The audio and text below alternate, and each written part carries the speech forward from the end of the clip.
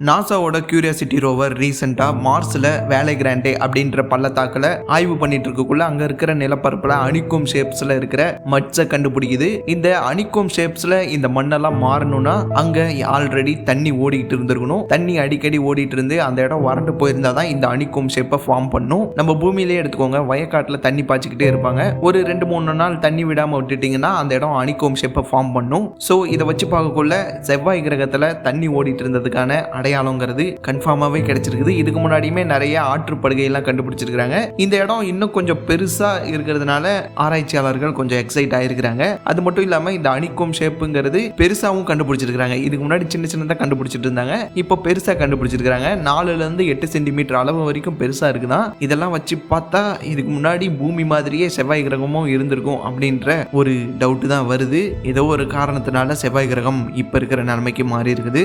ஏன் நாமளே செவ்வாய் கிரகத்துல இருந்து வந்திருக்கிறதுக்கு கூட வாய்ப்பு இருக்குதுன்னு சொல்றாங்க. அது ஒரு தியரி தான். நாசா இன்னும் நிறைய ஆய்வு அறிக்கைகளை வெளியிடுவாங்கன்னு நம்புறேன். இதை பத்தி நீங்க என்ன நினைக்கிறீங்க அப்படின்றத கமெண்ட்ல சொல்லுங்க.